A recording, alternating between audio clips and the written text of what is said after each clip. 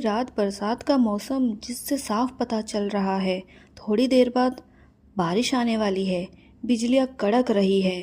इस अंधेरे सुनसान रास्ते में एक लड़की भागी जा रही है जिससे साफ पता चल रहा है उसके पीछे कई लोग पड़े हैं और वह अपनी जान बचाने की कोशिश कर रही है। वह बिना पीछे देखे किसी भी गलियों में घुसकर भाग रही है जो गलियां काफ़ी शांत है। अंधेरे होने की वजह से वह कई बार उन गलियों में गिर भी रही है, लेकिन वह अपनी चोट की परवाह किए बिना अपनी जान को बचाने की कोशिश में भागी जा रही है।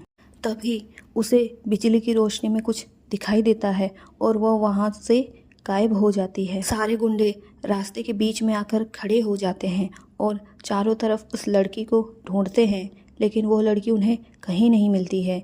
यह देखकर सभी हैरान हो जाते हैं और एक दूसरे को देखने लगते हैं। उनके लीडर ने कहा, ढूंढो उस लड़की को, यहीं कहीं होनी चाहिए। अगर वो हमें नहीं मिली तो हमारी आज खैर नहीं, हमारे मालिक हमें जान से मार देंगे। उसकी जान जाए या ना जाए, लेकिन हमारी जान जरूर जाएगी। यह कहते हुए वो उस लड़की को ढूंढ रहे होते हैं, लेकिन उन्हें वो कहीं नहीं मिलती है, जिसके चलते वो सारे घबरा जाते हैं। और एक गुंडे ने कहा, मालिक वो लड़की कहीं आगे भी जा सकती है, हमें वहाँ भी ढूंढना चाहिए। उसकी बात सुनकर लीडर हाँ बोल देता है और वहाँ से सारे गुंडे निकल जाते हैं। उन गुंडों के जाते ही उस रास्ते में एकदम सन्नाटा पसर जाता है। उस सन्नाटे में किसी की आवाज़ ना आने पर कचरे के डिब्बे में से एक परछाई निकलकर बाहर आती है। वो अपने आप को साफ करते हुए खुद से कही, कहाँ ज़िंदगी में गाड़ियों में घूमती थी और कचरे गंदगी से दूर रहती थी, और कहाँ आज मुझे इस कचरे में छुपना पड़ रहा है और मेरा फ़ोन भी पता नहीं कहाँ गुम हो गया। ये कहते हुए वो अपने कपड़े झाड़ते हुए जल्दी जल्दी जा रही थी, लेकिन उसका ध्यान बिल्कुल भी नहीं था कि पीछे से कोई गाड़ी आ रही है, क्योंकि उस गाड़ी का हेडलाइट जल नहीं रहा था। उस गाड़ी से जब हॉर्न की आवाज़ आती है वो रास्ते से साइड होकर चलने लगती है, लेकिन वो गाड़ी वाला आदमी लगातार ही हॉर्न बजा रहा था, जिसको सुनकर वो परेशान होकर पीछे मुड़कर देखने लगती है और गुस्से में बोली, एक तो वो लोग मेरा पीछा नहीं छोड़ रहे हैं और यह कौन सा पागल आदमी है जो हॉर्न पर हॉर्न बजाए जा रहा है। इतना बड़ा रास्ता खाली कर रखा है, इसको दिखाई नहीं दे रहा है क्या। यह बोलते हुए वो जैसे ही पीछे मुड़ती है वैसे ही वो गाड़ी उसको टक्कर मार देती है। बगल में खाई होने की वजह से वो लड़की हवा में उड़ते हुए उस झाड़ियों में गिर जाती है।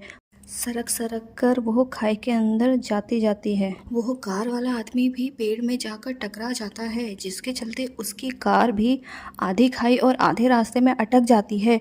उस रास्ते से जब लोग जाने लगते हैं तब वो उस कार को देखते हैं और उसको वापस रोड पर लाने की कोशिश करते हैं, और यह खबर पुलिस स्टेशन पर भी पहुंच जाती है। पुलिस आकर उस कार को चेक करते हैं, जिसमें एक ड्राइवर काफ़ी ज़्यादा जख्मी हो रखा होता है। वो उस ड्राइवर को अस्पताल पहुंचा देते हैं और उस खाई के आजू बाजू देखते हैं जहां पर उन्हें कोई नहीं मिलता है।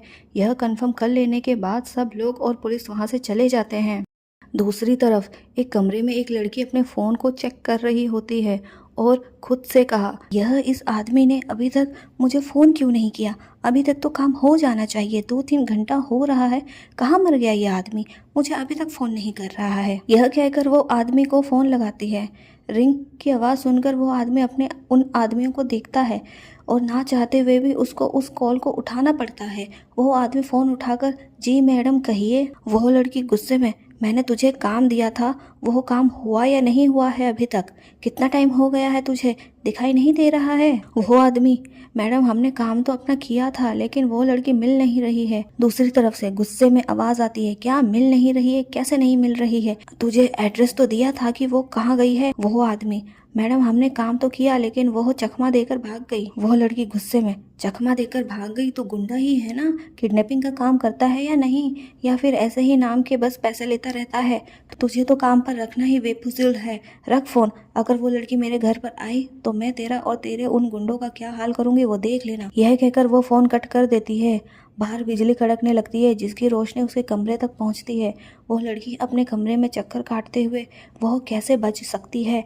नहीं, उसको मरना होगा, उसको मरना ही होगा। यह कहकर वो अपने बिस्तर में फ़ोन फेंकती है और अपने बिस्तर में बैठ जाती है।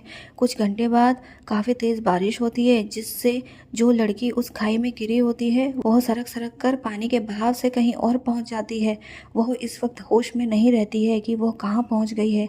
अभी भी चारों तरफ अंधेरा ही अंधेरा रहता है। बारिश के वजह से उसकी आँख थोड़ी थोड़ी होश में आती है और अपनी आंखें खोलती है, लेकिन ज़्यादा चोट लगने की वजह से उसकी आंखें फड़फड़ाने लगती है और वापस बंद हो जाती है।